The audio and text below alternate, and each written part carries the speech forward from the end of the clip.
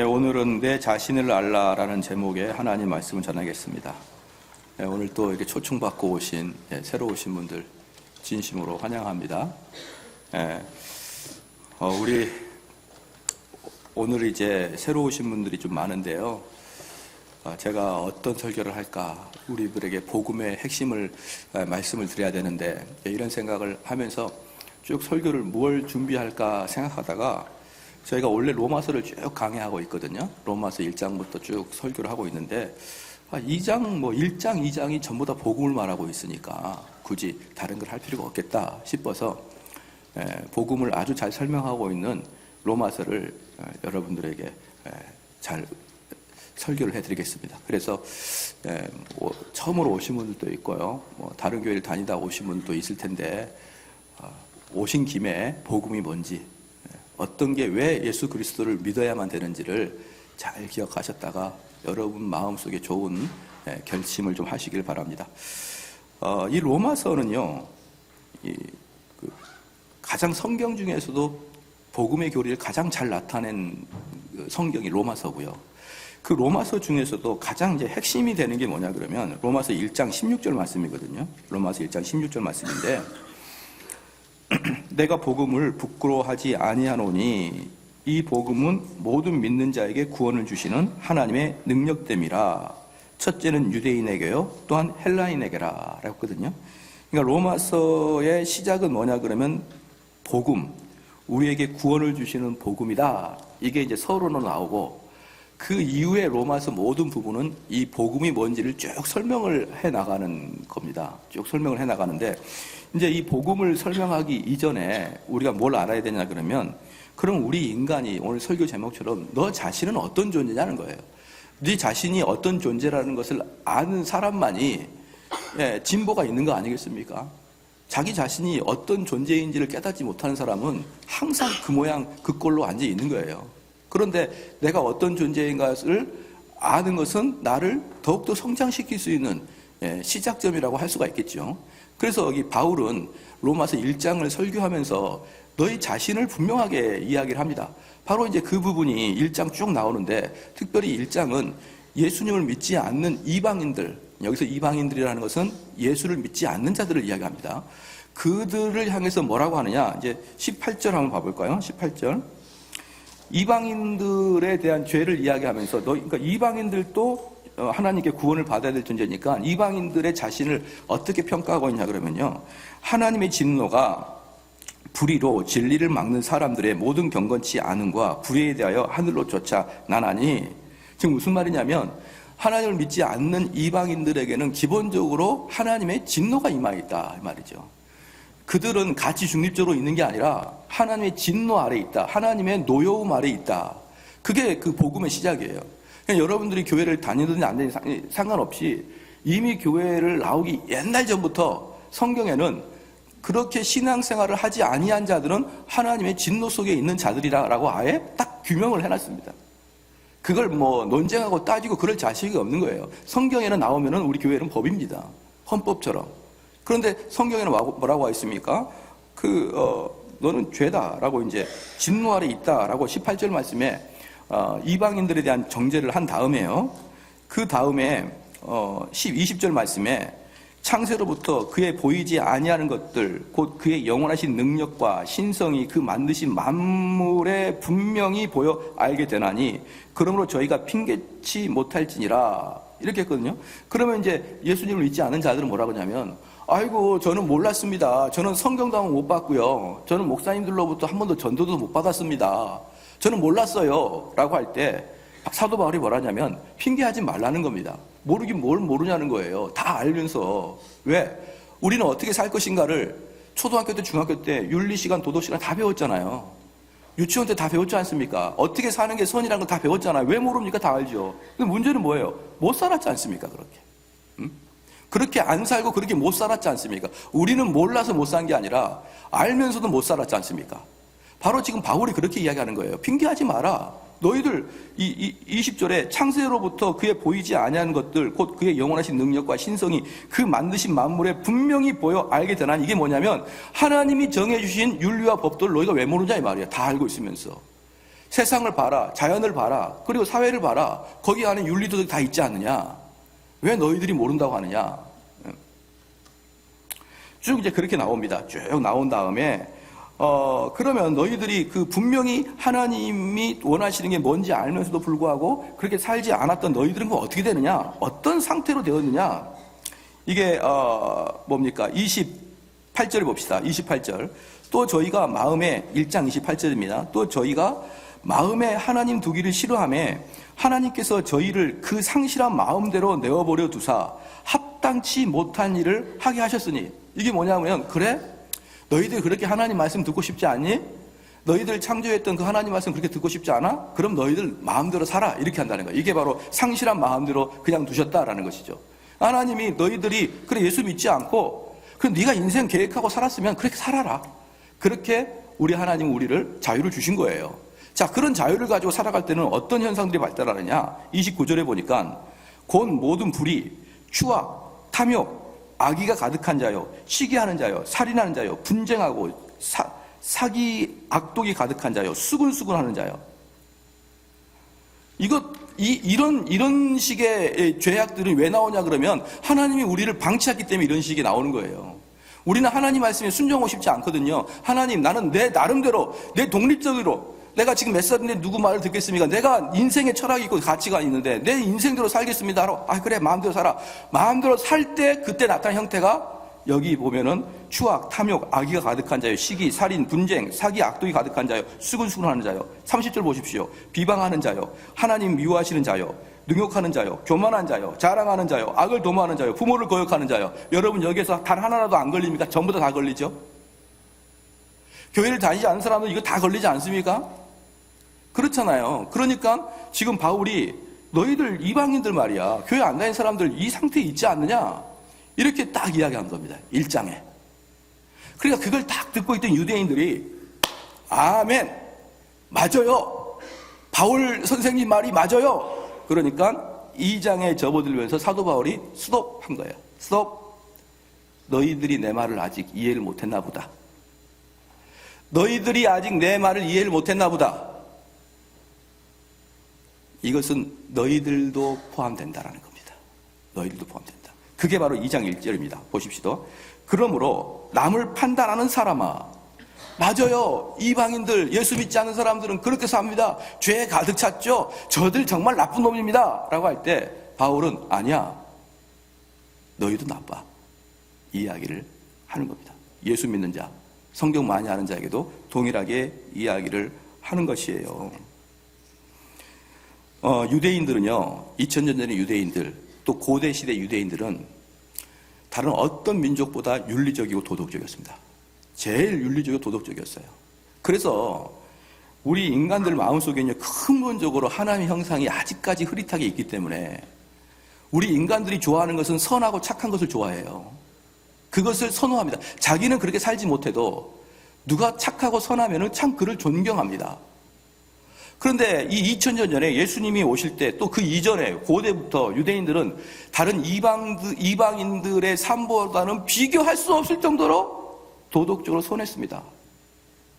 예를 들어서 다른 이방인들 종교들은요, 그렇게 사악하고 또 그렇게 성적인 문란과 타락과 도덕적인 타락이 그렇게 많았음에도 불구하고 유대인들은 깨끗합니다. 그러니까 이방인들이 유대인으로 개종을 하려고 하는 사람들이 많았어요. 그럴 때 이방인들이 유대인으로 개종을 하려고 많았는데 그 당시에 가장 어려웠던 게 뭐냐면 너희들이 개종을 하려고 그러면 할례를 해라, 이렇게 얘기한 겁니다. 개종을 하려면 할례를 해라. 그럼 여기서 할례를 잘 모르신 분은 새신자분들이 있으니까 말씀드리면 남자 포경수술을 하라는 거예요. 포경수술을. 그게 유대인들의 됨의 확증입니다. 다 포경수술을 해라. 그러면 유대인들을 만들어주겠다, 이제 이렇게 얘기한 거예요. 그런데 원래 유대인들은요, 낳은 지 8일 만에 할례를 했기 때문에 별로 고통을 못 느끼면서 할례를 했어요. 근데 다 성장한 다음에 할례를 하려고 하니까, 포경수술을 하려니까 마취약이 있습니까? 아니면 날카로운 칼이 있습니까? 그들은 전통적으로요, 할례를 할 때 뭘로 할례를 했냐 그러면 날카로운 돌로 표피를 잘랐습니다. 피부를. 그렇기 때문에 단숨에 잘라지지 않아요. 상당히 익게지면서 잘라지기 때문에 이 할례를 할 때요, 고열에 시달리다가 죽은 사람도 상당히 많이 있습니다.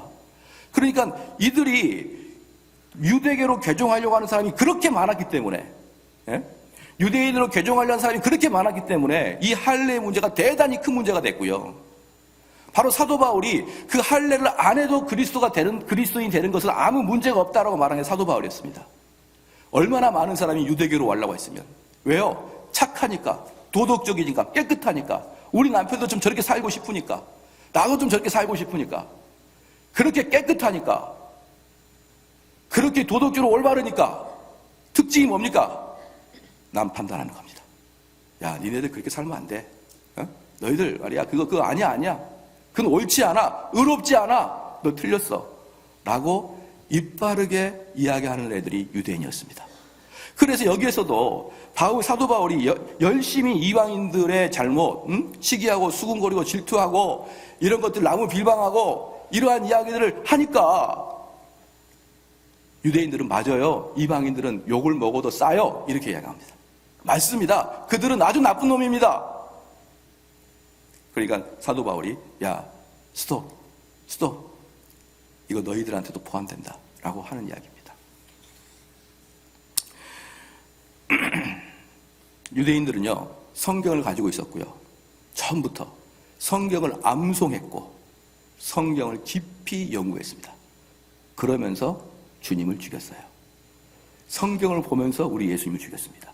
왜 이런 일이 발생했느냐?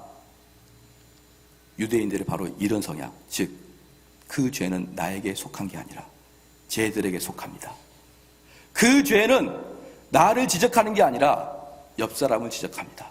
라고 마음을 먹기 때문에 바로 그 죄 때문에 그럽니다.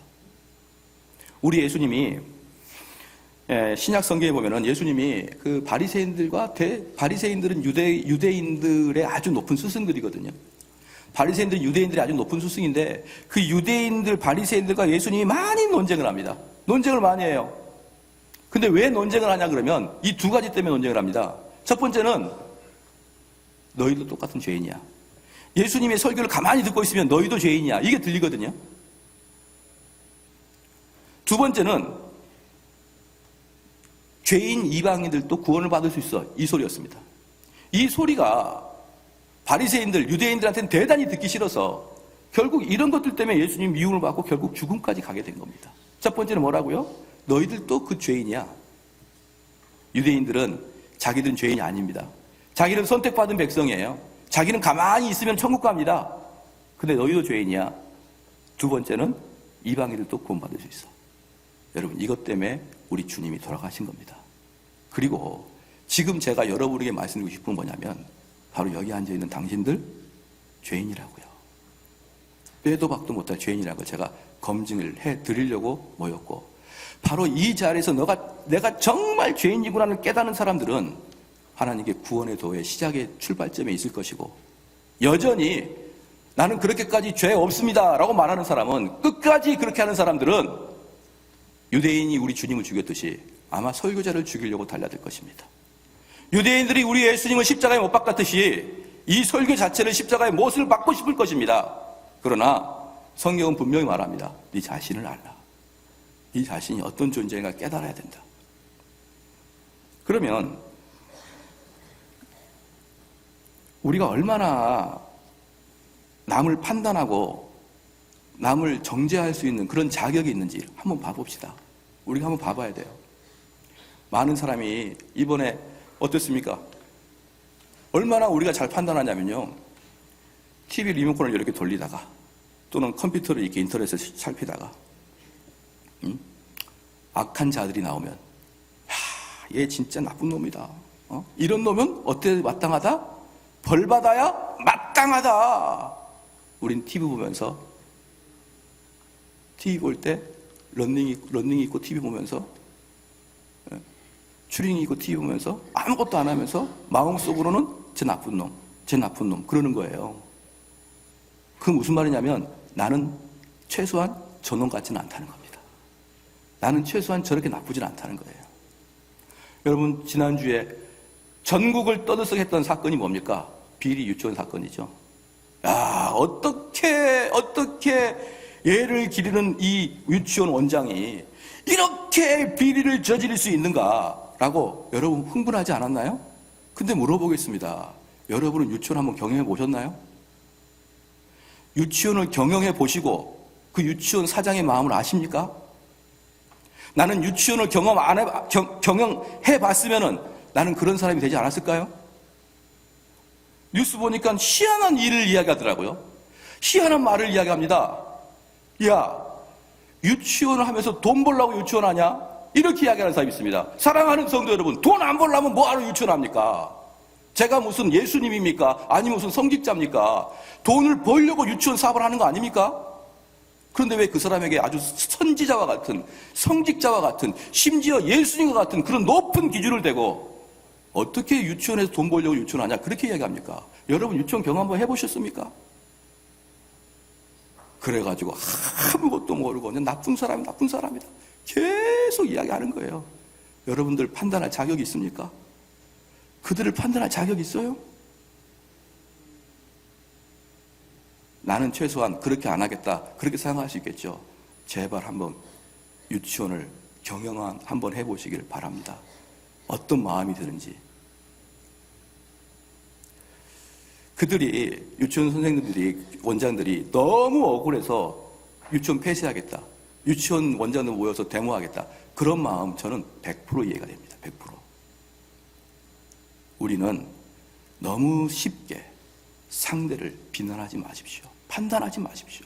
물론 그들에게 죄가 없겠습니까마는, 물론 그들에게 나쁜 짓 한 게 없겠습니까마는, 문제는 뭐냐면 나는 안 그러냐 이 말이에요. 나는 판단하는 나는 안 그러냐는 겁니다. 2장 1절 볼게요. 다시. 그러므로 남을 판단하는 사람아, 물론 누구든지 네가 핑계치 못할 것은 남을 판단하는 것으로 네가 너를 정죄함이니. 내가 남을 판단하잖아요. 내가 남을 판단하면 그 사람한테 가가지고 대화해 본 적도 없고 그 사람을 면밀히 살펴본 적도 없고 그 사람을 판단한단 말입니다. 예컨대 내가 유치원 원장 아무도 모르는데 매스컴 보고 유치원 원장을 판단한단 말입니다. 그러면 어떻게 하겠다는 것이죠? 그 판단으로 내가 너를 판단하겠다는 거예요. 그 판단으로. 우리 하나님이. 너는 어디 보자. 그래, 너는 잘하고 있는지 내가 한번 볼게. 우리는 지나치게 교회를 다닌 사람이라, 교회를 안 다닌 사람이라 자기 스스로 얼마나 정의로운지 몰라요. 자기 스스로 얼마나 의로운지 모릅니다. 자기는 얼마나 깨끗한지 몰라요.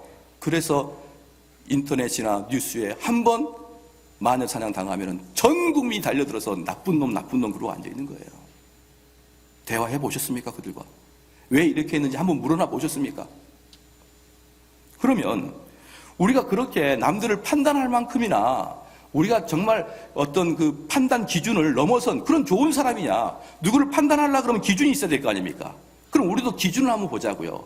우리가 기준에서 그 기준을 넘어서 남을 판단할 수 있는 자격이 있는지를 한번 보기로 합니다. 4가지를 볼 건데요. 첫 번째, 십계명을 봐보십시오. 십계명. 제5계명입니다. 제5계명은요, 부모를 거역하지 말라고 했습니다. 근데 저와 여러분은 부모 거역 안 했습니까? 부모 거역 안 했습니까? 심지어 부모를 향한 그 원망과 분노의 눈길을 부모에게 쏴본 적 없나요? 부모님의 명예를 깎아내린 적 없나요? 어디를 갔더니 네 누 자식이냐 이런 소리를 못 들어보셨습니까? 옛날에 제가 독서실 총무를 한 3년 했었습니다. 독서실 총무할 때 저는 인생을 많이 깨달았어요. 그런데 그 독서실 3년이 목회 3년보다 훨씬 많은 걸 깨닫게 해주셨습니다. 왜? 여기 목회 현장에서는 전부 다 가면을 쓰고 오는데 독서실은 가면을 벗고 오거든요.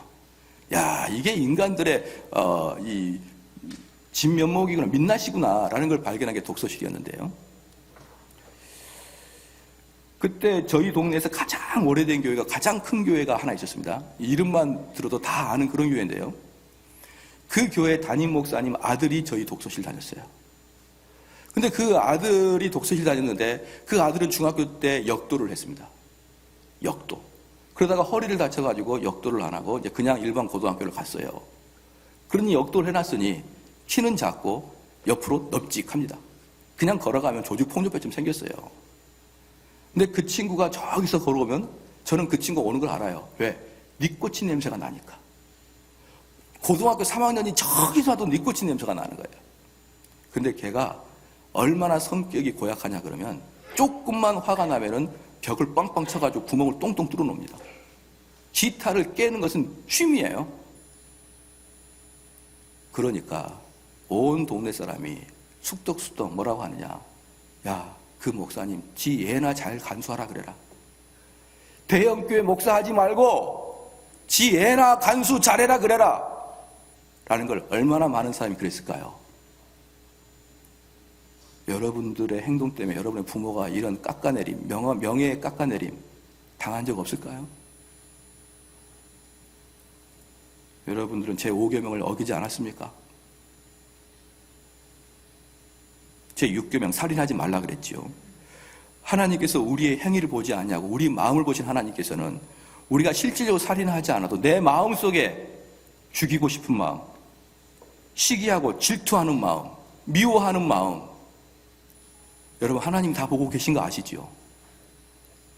마태복음 5장 21절 22절에 옛사람에게 말한 바 살인치 말라 누구든지 살인하면 심판을 받게 되리라 하였다는 것을 들었으나 나는 너에게 이르노니 형제에게 노하는 자마다, 노하는 자는 화를 내는 자마다, 내 주변에 있는 사람에게 화를 내는 자마다 심판을 받게 되리라 하였다. 심판을 받게 되고 형제에 대해서 라가라고 하는 자, 이 라가라고 하는 자는 쉽게 말하면 저리 보기 싫어, 머저리 같은 놈 이런 얘기예요. 아주 인격을 짓밟는 언어들이요. 라가라 하는 자는 공회에 잡히게 되고 미련한 놈이라고 하는 자는 지옥불에 들어가게 되리라. 마태복음 5장 21절 22절 우리 주님께서 말씀했습니다. 네가 형제들에게, 내가 주변 사람들에게, 너가 이웃 사람들에게 화를 내고 라가라고 하고 미련한 놈이라고 하는 자마다 지옥불에 던지겠다는 것을 우리 주님이 말씀했습니다. 근데 우린 유대인처럼 이게 나를 직접 꽂지 않아요. 흘리고 지나갑니다. 유대인들은 어땠습니까? 자기에게 유리한 것은 꽉 받아들이고 자기가 받아들이기 어려운 것은 흘러버리고, 이게 유대인이었던 것처럼 우리도 성경을 볼 때 이런 마태복음 5장 21절 22절 말씀이 별로 나에게 오질 않아요. 그 다음에 제7계명 간음하지 말라 그랬는데 이 간음 또한 음욕을 품는 것만으로도 간음하는 것을 인정해야 됩니다. 제8계명 도둑질하지 말라 그랬습니다. 그런데 여러분 사업하시는 분들 세금 돈 내려고 수입액을 낮춰 적었거나 이중 계약을 쓴 적 없나요? 또한 그런 것을 사업을 하기 안 한 사람은 없다고 치면은 그러면 이건 뭡니까? 여러분 주머니에 보니까 이상한 볼펜이 하나 있어요. 아, 내가 이거 사무실에 갖고 왔구나. 아, 누구 집에서 이 볼펜을 갖고 왔구나. 다 알면서 다시 넣은 적 없냐 말이에요. 못 모르고 들고 왔는데 다시 돌려주지 않습니다. 또 하나 뭐냐? 거짓 증거하는 건 뭐냐? 소문을 들었는데 이 소문을 옮길 때 플러스 알파 옮기지 않았습니까? 옛날에 저희 교회가 한 5년 전에, 4, 5년 전에 저희 교회가 이제 청년부가 막 시작할 때였습니다.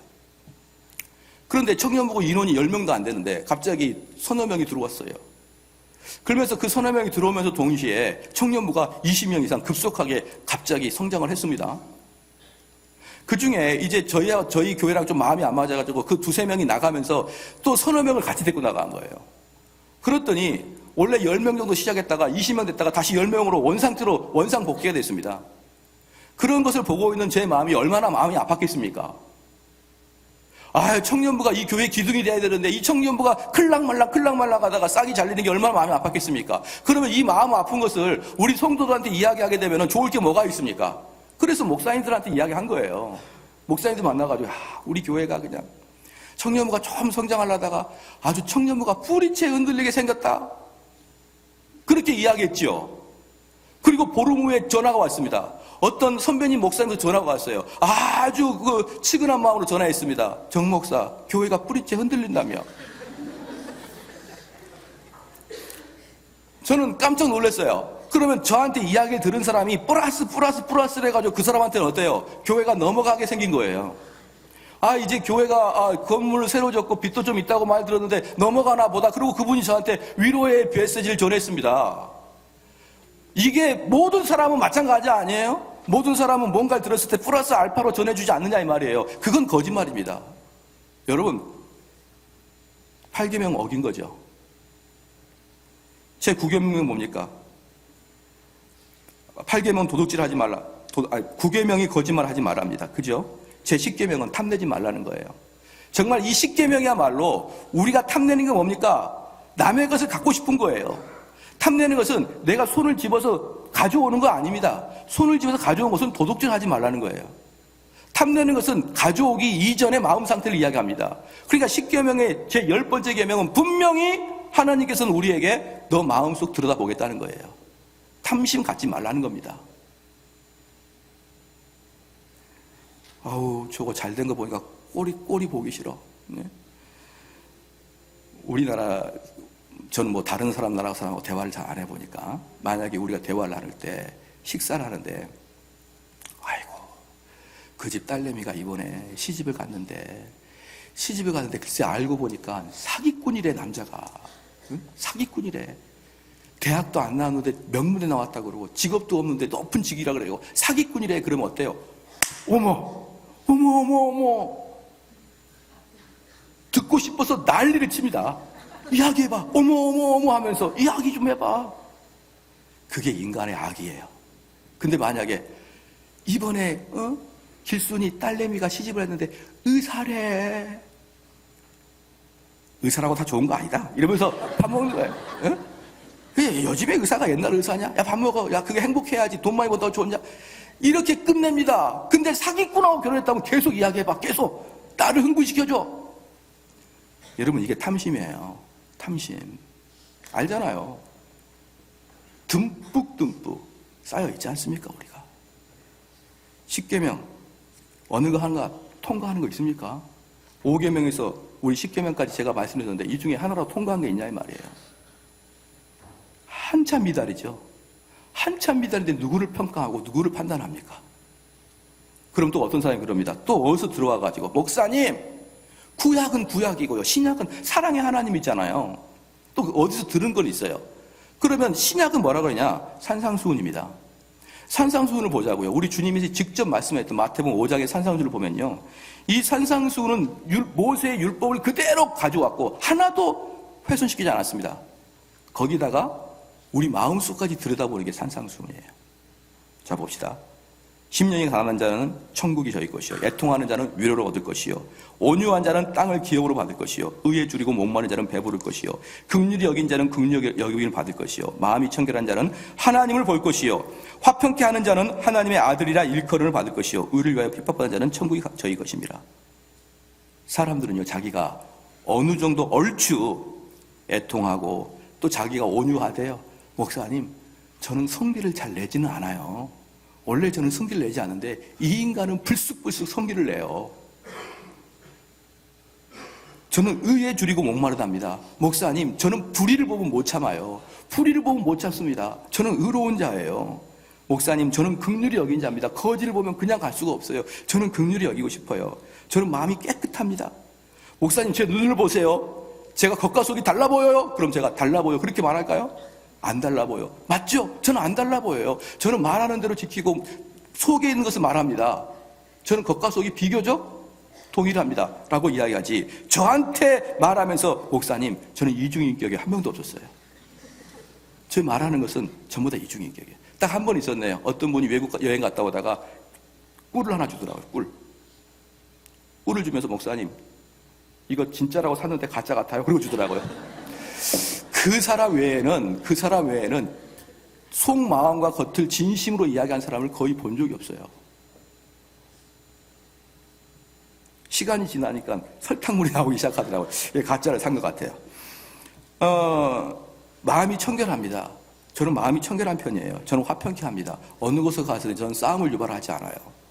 저는 화해를 축구하고 피스메이커입니다. 의를 위하여 핍박받습니다. 저는 이렇게 의롭고 살다 보니까 주변에서 저를 핍박합니다. 어느 정도 자기가 거기에 속해 있다고 생각을 해요. 100%는 아닌데 그래도 60%, 50%는 자기가 여기에 속해 있다고 생각합니다. 근데 제가 여러분 물어볼게요. 물어볼 테니까 잘 기억해다가 여러분 스스로 대답을 하십시오. 여러분 주변에, 교인도 포함입니다. 주변에 가족도, 친구도, 친지도 다 생각하십시오. 그들 중에 심령이 가난한 자 있습니까? 심령이 가난한 게 어떤 게 심령이 가난하냐면요, 내가 너무나 죄를 많이 지어가지고 누가 나를 욕해도 그래, 나는 욕 먹어도 싸다. 나는 그렇게 욕을 먹어도 싸다. 이런 상태가 심령이 가난한 거예요. 그런데 여러분 주변에 심령이 가난한 사람 있나요? 한번 생각을 해보십시오. 애통하는 자 있습니까? 이 애통은 뭐냐 그러면요, 슬플 때 슬퍼하는 게 아니고, 이 성경에서 말하는 애통은 내가 죄를 짓고 있는데 이 죄를 떨칠 수 없어요. 왜? 죄가 재밌으니까. 죄가 재밌으니까 죄를 떨칠 수 없어요. 그런데 죄를 떨치고 싶어요. 안 떨쳐지는 거야. 그때 슬픈 거예요. 나는 왜 이렇게 죄가 안 떨쳐지냐? 내 몸에서 죄가 생각나고 내 몸에서 죄를 행하고 있는 이 모습이 슬퍼서 애통하는 거. 여러분 주변 사람들 있나요? 온유한 자 있습니까? 정말 이 사람만 있으면 정말 모든 게 해결되는 온유한 자가 있나요? 아니면 온유하다고 생각했는데 가보니까 불쑥 화를 내나요? 의에 줄이고 목마른 자 있습니까? 심지어 맨 마지막에 의를 위하여 핍박받은 자가 있나요? 한번 잘 생각해 보십시오. 딱 떠오르는 자가 있습니까? 없죠. 야, 내 그 사람 진짜 좋은 줄 알았더니만 한 3개월 겪어보니까 별거 아니더라. 다 그럽니다, 다. 우리 주님이 신성인 이유가 뭔지 아닙니까? 우리 예수님이 이 사람은 하나님이다라고 확증하는 게 뭐냐면, 제자들이 3년을 산 다음에, 야, 사람은 사는 게 똑같더라 이 말 안 하고 3년 산 다음에 이분은 그리스도시요 하나님의 아들이라고 고백했어요. 그건 바로 신입니다. 다른 말로 어떤 좋은 사람이라도 같이 섞이고 살면요, 아이고야, 겉으로 봤을 때는 대단해 보이는데 상대해 보니까 똑같네. 사람 숨쉬고 사는 게 똑같고 먹고 사는 게 똑같네. 욕심 부리는 거 똑같네. 그렇게 되는 것입니다. 그럼 물어볼게요. 심령이 가난하고 애통하고 온유하고 의에 줄이고 긍휼하고 마음이 청결하고 화평케 하고 의에 핍박받는 자 여러분 주변에 있습니까? 떠오르지 않죠. 떠오르지 않듯이 모든 사람들이 여러분을 그렇게 생각합니다. 여러분을 향해서 절대로 산상수훈에 나와 있는 사람으로 보는 사람 없어요. 나는 내가 스스로는 어느 정도 가깝게 생각할 수 있지만 어느 누구도 그렇게 생각해 주지 않습니다. 그러면 신약 산상수훈에 떨어졌죠. 탈락입니다. 탈락이에요. 그 다음에 세 번째입니다. 이것보다 좀 더 쉬운 거 보겠습니다. 황금률이라고 있습니다. 황금률. 황금률은 산상수훈 중에서도 제일 밑에 커트라인이 황금률이에요. 커트라인. 커트라인. 이 이상 넘어가야지만 산상수훈 들어오는데 산상수훈 맨 마지막이 커트라인이 제일 낮은 점수가 검정고시를 합격하려면 60점의 커트라인이듯이 이 황금률 마태복음 7장 12절이 커트라인이에요. 그럼 뭐라 그러냐? 그러므로 무엇이든지 남에게 대접을 받고자 하는 대로 너희도 남을 대접하라. 이것이 율법이요 선지자니라. 뭡니까? 좋아. 너가 원수 사랑하지 않아도 돼. 네가 내 이웃을 사랑하지 않아도 돼. 그건 너무나 고차원적이야. 그러나 이것만큼은 해라. 너가 남에게 대접받고 싶은 대로 너도 남을 대접하라. 이 정도는 해야 되지 않겠냐? 근데 여러분 그렇게 하고 있습니까? 저에게 사람들이 목사님, 저 목사님께 충고 한마디 해드릴게요. 한마디만 해야 되는데 항상 많이 해요. 그렇게 해놓고 저는 목사님이 이래 했으면 좋겠어요 라고 충고를 잘합니다. 그리고 목사님 크게 되시려면 제 충고를 귀담아 들으십시오 이렇게 얘기합니다. 그런데 제가 그분께 충고하면 얼굴이 빨개져요. 저한테 그러시게 이야기하면 안 되시죠. 여러분들이 남들에게 충고 듣는 게 괴로우면 남들도 여러분의 충고 듣기가 괴롭습니다. 근데 자기 충고할 때는 잘합니다. 근데 자기가 충고를 딱 받으면 화를 냅니다. 남을 판단할 때는 내가 네 머리부터 발끝까지 난 딱 보면 알아. 딱 보면 알아. 그래서 남을 판단합니다. 근데 다른 사람이 자기를 너 머리 너 딱 보면 알아. 그러면 분노를 냅니다. 아니 넌 사람과 대화도 안 해보고 왜 이렇게 판단하니? 자기가 대접받고 싶은 대로 하십시오. 그게 산상수훈 커트라인입니다. 근데 그렇게 안 해요. 거의 대부분 자기는 높게 받고 싶고 남을 낮추게 여기고 싶은 마음이 여러분 있지 않습니까? 그러면 신약의 가장 커트라인 황금률도 떨어졌어요. 그러면 좋습니다. 이젠 성경을 떠납시다. 일반 세상으로 돌아오겠습니다. 그러면 공평해야죠. 처음에는 구약을 봤습니다. 십계명. 두 번째는 산상수를 봤어요. 신약에 들어오기 전에. 그 다음에 신약의 커트라인 황금률을 봤습니다. 다 세 개 다 떨어졌죠. 그러면 성경을 이제 떼고 일반 세상으로 와서 보겠습니다. 공평해야 됩니다. 공명정대해야 되죠. 이것은 예수님을 믿는 자나 예수를 믿지 않는 자나 이 공명정대함은 다 선이라고 말하고 있죠. 근데 잘 보십시오. 유치원 선생님이나 학교 선생님들이 항상 이구동성으로 하는 말이 있습니다. 유치원 선생님이나 학교 선생님이 이구동성으로 하는 말이 있어요. 그게 뭐냐면 정말 미운 애가 있거든요. 학교에 보면 너무나 이기적이고 너무나 자기만 알고 너무나 남들하고 어울리지 못하는 그런 요상한 애들이 있습니다. 그런 사람도 잘 어울리지 못하는 거예요. 그것 때문에. 그러다가 한 대 쥐 맞기도 하는 거죠. 그럼 그들의 부모가 와가지고 뭐라고 하는지 아십니까? 애가 너무 착해가지고 순해가지고 내성적이어가지고 손해를 많이 봅니다, 선생님. 그럼 선생님들이 네 정말 네 이걸 말해버릴 수도 없고 말하면 나한테 덤비겠지. 차라리 말 안 하고 행복하게 살아야지 하면 선생님들이 이야기 안 해주는 거예요. 근데 잘 들으십시오. 우리는 남들과 내 자녀를 평가할 때 공평하지 못합니다. 항상 불공정합니다. 왕따를 당한 애들, 학교에서 쥐 박인 애들, 맞은 애들, 가해자가 나쁘죠. 근데 자세히 보면 피해자가 맞을만 하고 왕따를 당할 만큼 해요. 자기 자녀들 못 봅니다. 여러분 공평합니까? 누구를 평가하십니까? 누구를 판단하십니까? 구약도 신약도 황금률도 심지어 이 세상의 윤리도덕도 기준에 미치지 못하는데 누구를 평가합니까? 재밌는 이야기를 하나 해드릴게요. 중세시대 때 마녀 사냥을 하면은 사람들이 마녀라고 지목되면 개를 끝까지 죽입니다. 동네 사람들이.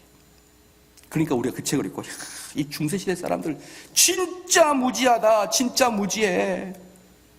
어떻게 이렇게 마녀라는 것을 정확하게 신문도 안 하고 증거도 없이 그냥 이렇게 마녀로 몰아서 죽이냐. 정말 중세 유럽인들 무지하다 그러죠. 근데 우리 100년 전입니다. 우리나라 100년 전. 우리 조선시대는 어땠느냐. 일단 얘가 사또 이 인간이 나쁜 놈입니다. 그럼 걔를 데려와요. 그럼 묻지를 않습니다. 묻지를 않고 십자가에다가 딱 매달아놔요. 그 마당에 있는 십자가 있지 않습니까? 넓적한 거. 거기 넣어놓고 팔다리를 묶은 다음에 곤장을 때립니다. 곤장을 세게 때린 다음에 왜 그러십니까? 그러면 내 이놈 이실 짓고 못하겠느냐? 그러면 할 게 없는데요. 쳐라 이러거든요. 그러면 쳐서 죽든지 이실 짓고 해서 죽든지 둘 중에 하나예요. 그러니까 이 사또가 가가지고 때리면은 걔는 무조건 이실 짓고 해야 됩니다. 여러분 이게 바로 여론이고 이게 바로 마녀 사냥이에요. 증거 없이. 이번에 재판 보니까 이러더라고요. 재판을 들어갔는데 재판 몇 년? 왜? 끝까지 뉘우침이 없었다. 참 자기가 하나님입니까 판사가? 무슨 판사 앞에 뉘우쳐요. 끝까지 뉘우침이 없고 끝까지 자기가 죄 짓다고 안 하기 때문에 징역 몇 년? 언제부터 판사가 그렇게 높은 사람이 됐습니까? 그게 마녀사냥 아닙니까? 판사와 검사는 증거를 가지고 판단하라고요. 왜 그 앞에서 사죄해야만 감형해주고 사죄 안 하면 더 가중합니까? 그게 마녀사냥이에요. 그게 마녀사냥입니다. 그럼 우리는 마녀사냥이 얼마나 익숙한지 제가 말씀드릴게요. 우리는 마녀사냥이 얼마나 익숙한지 이야기 드릴게요. 2016년이었습니다. 2016년에 우리 한국 사회에서 가장 미운 애가 최 무슨 자매였어요. 뚱뚱한 자매. 예, 자살한 최 말고 뚱뚱한 최 무슨 자매가 있었어요. 2016년에. 그것 때문에 한국 사회가 뒤집어졌어요. 최 무슨 자매의 비리 이래가지고 뒤집어졌습니다. 결국 대통령 탄핵까지 가게 된 거예요. 최 무슨 자매 때문에. 그죠? 그런데 그게 2016년입니다. 근데 2017년에 그 최무순 자매하고 비슷하게 생긴 자매가 한 명 나왔는데 최무순 자매를 더 넘겨서 미워하는 자매가 하나 생겼습니다. 걔가 누군지 아십니까? 2017년에 우리 한국에서 제일 미움받은 여자, 시작! 누구죠? 서혜순이라고 들어봤나요? 서혜순? 왜 갸우뚱거리십니까? 영화 김광석 모르시나요? 이제 하시죠. 김광석의 아내가 2017년도 전 국민에게 흥분을 도가니로 넣어서 잠시나마 최모순 자매를 잊고 서혜순 씨에 우리가 집중했습니다. 잠시나마. 전 국민이 저 인간이었거든요. 근데 제가 그때 김광석 영화를 봤잖아요. 아마 여기 있는 분은 별로 본 적이 없을 거예요. 왜냐하면 며칠 하고 상영을 내렸거든요. 제가 김광석 영화를 봤는데 이 영화를 만든 게 누구냐면 다이빙 벨트인가? 그 영화 만든 사람이 이상호 감독이라고 여러분 아시나요? 이상호 감독이 만들었는데 영화를 쫙 처음에 할 때 자막에 나올 때 나는 김광석을 너무나 좋아했고 김광석이 죽었다는 이야기에 너무 자살했다는 이야기에 너무나 충격을 받아서 장례식장에 갔더니 이것은 김광석이가 자살한 게 아니라 타살이고 그 범인은 서혜순인 걸 난 직감적으로 알았다. 그리고 시작을 해요. 그리고 20년 동안을 서혜순 뒤를 밟습니다. 그래서 제가 영화를 쭉 봤어요. 어금니 부러질 뻔했습니다. 저 너무 화가 나가지고. 왜? 분명하게 서혜순이가 죽인 거 맞아요. 너무나 화가 나가지고 전 국민이 저 밉상 서혜순 다 그랬거든요. 근데 경찰, 검찰 무혐의로 풀려났습니다. 무슨 말이에요? 죄 없어요. 저도 흥분해가지고 서혜순이 나쁜 애다. 그런데 실제로 보니까 죄가 없어요. 여론이야. 마녀사냥이야. 정대훈이도 거기에 섞여 있어요.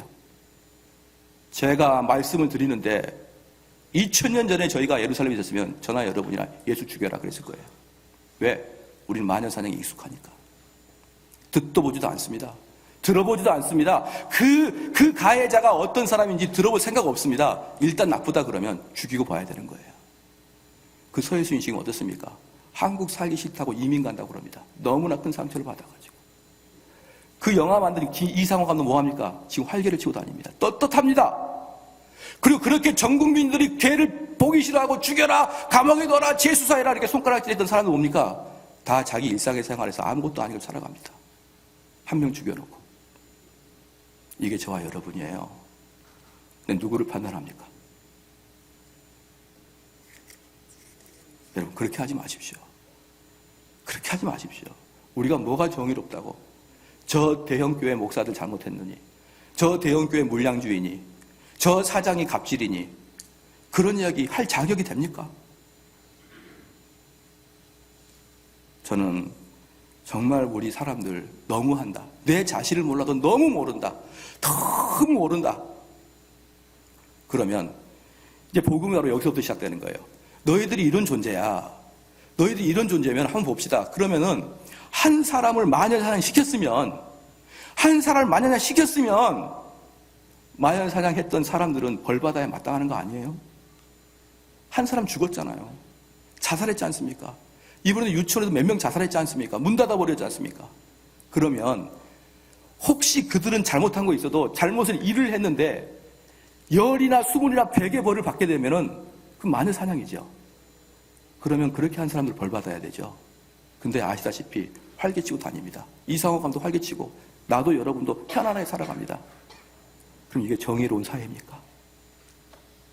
그래서 하나님이 여러분을 지옥에 보내는 거예요. 그래서 지옥에 보내는 것입니다.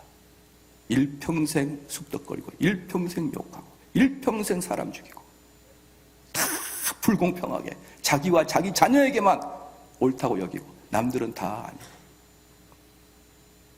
그래서 하나님이 우리를 지옥에 보내는 거예요. 너무나 그 죄가 커서. 그런데 문제는 뭐냐면 우리가 그렇게 죄를 짓고 있다는 것도 모릅니다. 그렇기 때문에 우리는 노력을 해서 나올 수가 없는 거예요. 왜? 내가 죄 짓고 있는 걸 모르니까. 그래서 성령이 필요합니다. 그래서 예수님이 필요한 거예요. 예수님께서 이렇게 말씀하십니다. 요한복음 6장 7절 말씀, 8절 말씀에 이렇게 말해요.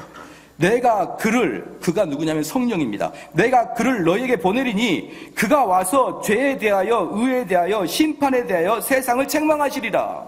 할렐루야. 우리 주님이 오시면 그때부터 뭐가 되냐 그러면 여러분들 속에 들어오셔서 첫 번째 하는 일이 뭐냐 그러면 너 죄진 것을 하나님이 보여주겠다는 거예요. 하나님이 오시지 않고 예수 그리스도가 오시지 않는 자라는 자기가 그렇게 큰 죄인인 걸 몰라요. 근데 예수님이 오실 사람들의 특징이 뭐냐 그러면 내가 죄인입니다. 내가 죄인이에요. 내가 다른 사람 탓할 게 뭐가 있나요? 다 내가 죄인이지. 이게 바로 예수님이 들어오신 사람 첫 번째 조건입니다. 그 다음에 그 예수님이 들어오신 다음에 뭘 하느냐? 갈라디아서 5장 16절 17절에 이렇게 말합니다. 내가 이르노니 너희는 성령을 좇아 행하라. 이 성령은 예수 그리스도의 영입니다. 성령을 좇아라. 그리하면 육체의 욕심을 이루지 아니하리라. 육체의 소욕은 성령을 거스리고 성령의 소욕을 육체를 거스리나니 이 둘이 서로 대적함으로 여기서 중요합니다. 너희의 원하는 것을 하지 못하게 함이라 합니다. 성령이 여러분이 오면은 무엇을 하게 하시느냐? 여러분의 소원을 더 이상 소원 갖지 말라고 이야기하는 거예요. 절에 가보십시오. 여기서 불교 다니는 사람 오신 분 계시죠? 절에 가보면은 하얀 초에 금색으로 써 있습니다. 뭐라고 써 있습니까? 시작. 소원 성취라 써 있어요. 절은 소원 성취하는 것입니다. 기독교는 소원 성취가 아니라 여러분의 소원을 죽이는 것이 기독교예요. 근데 교회에서도 소원 성취 기도를 많이 하고 그것이 기도라고 생각하는 것은 오산입니다. 소원 성취는 절에서 하는 거예요. 기독교는 성령이 오시면 내 죄가 생각나게 하고 내 죄 때문에 심판이 생각나게 되고 그 다음에 성령은 내 속의 소원을 그건 죄야 억누르게 하십니다. 여러분 바로 그게 천국 가는 백성이에요. 내 죄가 크더니 내가 하나님께 뭔 소원을 가르칠 수 있겠습니까? 하나님 저를 불쌍히 여겨주시고 이 죄인을 하나님 용서하여 주십시오 라고 할 때 우리 주님께서 오셔서 뭐라고 하는지 알아요? 아들아 딸아 나는 죄인의 친구니라. 네가 네 스스로를 그렇게 죄인인 걸 네가 깨달았으면 나는 너의 친구가 되느니라. 여러분 이게 기독교입니다. 어디서 노력해가지고 정의롭게 되고 어디서 노력해서 내가 내 삶이 개선된다고요? 여러분들이 노력하려고 하면 할수록 내가 이 사회를 바꾸겠다고 노력하면 할수록 내가 나를 바꾸겠다고 노력하면 할수록 내가 내 가정을 바꾸겠다고 노력하면 할수록 거긴 지옥이 될 겁니다. 하나님은 거기에다 저주를 내릴 거예요. 여러분 노력해서 바꾸는 거 아니에요. 우리가 바뀌는 것은 오직 하나님이 나를 찾아오실 때 그 하나님을 믿음으로 받아들일 때 내가 바뀌는 것이고 그것 때문에 우리가 천국 가는 것입니다. 여러분 이게 복음인 것을 믿으시고 혹시 여기 초청받고 오신 분들이요 여러분 자신이 어떤 존재인가를 깊이 깨닫기를 주의 이름으로 축원합니다. 기도하겠습니다.